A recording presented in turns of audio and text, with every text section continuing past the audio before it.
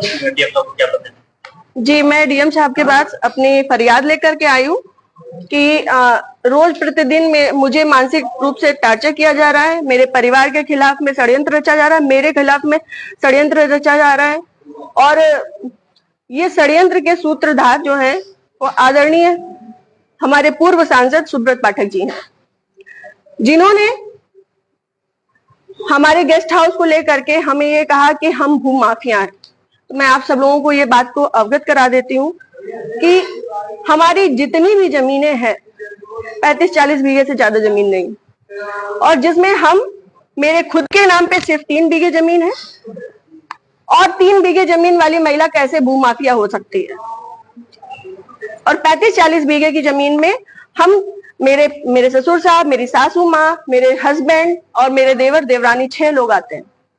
इतनी सी जमीन में कैसे लोग भू माफिया हो जाते हैं? जो ये बड़ा उससे कह रहे हैं कि चपुन्ना के भू माफिया।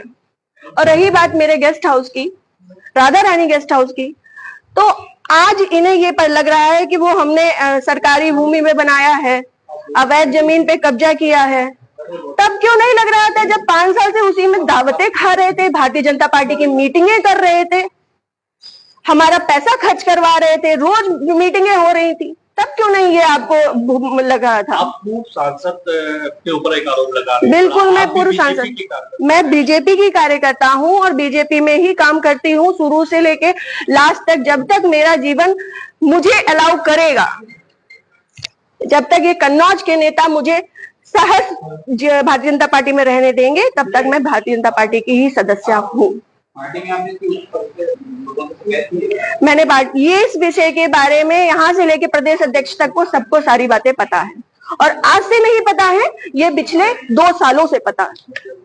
मेरे पिताजी, मेरे ससुर साहब, मेरे हस्बैंड, हम सब लोगों के लिए हत्या तक का मतलब षड्यंत्र रचा जा चुका है, और विगत के चुनाव के निर्णय के बाद ही रचा गया है। पिछली 4 जून को रिजल्ट आया है, पिछली 3 जून को ये हमारे गांव गए थे। हमारे गांव जाकर के इन्होंने, हमारे राइवल्स हैं जो, उनके घर जाकर के इन्होंने 2 घंटे की बैठक रखी जिसमें षड्यंत्र रचा गया। और उसके बाद ही उसी दिन इनके एक प्रमुख कार्यकर्ता का ये चमचे का ये कुछ भी कहिए, वो जीतू त्रिपाठी, उन्होंने मेरे ससुर साहब को फोन किया, जिसकी मैं रिकॉर्डिंग आप सबको भेजूंगी और चाहूंगी कि मीडिया में आप चलाएं। उन्होंने मेरे ससुर साहब को धमकी दी कि अगर चपुन्ना चुनाव नहीं जीता तो आपको 4 तारीख के बाद देख लिया जाएगा। उसके बाद से ये सारा षड्यंत्र रचा गया। क्या चुनाव हरवाने में आपका भी श्रेय जाता है? मैं भारतीय जनता पार्टी की कार्यकर्ता हूँ। वो कुछ भी कहे, वो तो ये भी कह रहे हैं कि भाई नेहा त्रिपाठी ने 20 लाख रुपए ले लिए थे सपा से, वो तो उनका मुंह है, कुछ भी कह सकते हैं। पर मैं भारतीय जनता पार्टी की कार्यकर्ता हूं और सभी लोग सोशल मीडिया जानते हैं, चलाते हैं, सभी लोग मेरी आईडी में देख सकते हैं कि मैंने किस तरीके से काम किया है। मैं सुब्रत पाठक के लिए काम नहीं करती, मैं भारतीय जनता पार्टी के लिए काम करती हूँ। आपने प्रशासन और पुलिस से शिकायत की? जी, मैंने पिछली 25 तारीख को प्रशासन पुलिस से शिकायत की थी, जिसमें सीओजी की टीम गठित है और अभी तक कोई भी पकड़ा नहीं गया। क्या मांगे? संभवतः हो सकता है, क्योंकि जिस हिसाब से अब दिन बीतते जा रहे हैं तो मेरा भी सब्र का पैमाना टूटता जा रहा है, और मुझे, मेरे परिवार को बहुत ज्यादा खतरा है इन लोगों से जो हमारे दुश्मन हैं। क्योंकि सुब्रत पाठक जी ने, हमारे जो राइवल्स हैं, सभी आजीवन कारावास के मुजरिम हैं। सभी आजीवन कारावास के मुजरिम हैं। मैंने इसमें लिख के भी दिया है, संदीप तिवारी, प्रदीप तिवारी, मनोज अग्निहोत्री, ये बलात्कारी केस के और आजीवन कारावास, गैंगस्टर, इन पे सब तरीके की धाराएं लग चुकी हैं इनमें, ऐसे लोगों के साथ में। और जिसको इन्होंने हम लोगों की सुपारी दी है, अखिलेश यादव उर्फ छक्की, वो इनके हाँ, यहाँ ठटिया का ही निवासी है, गांव झहुआ है उसका।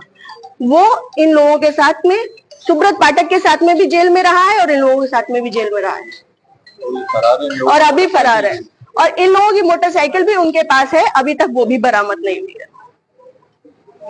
ये लोग सिर्फ मेरा मानसिक, शारीरिक और चारित्रिक शोषण करते आ रहे हैं 2 साल से। मैं 3 साल से मैं बहुत ज्यादा परेशान हो चुकी हूँ।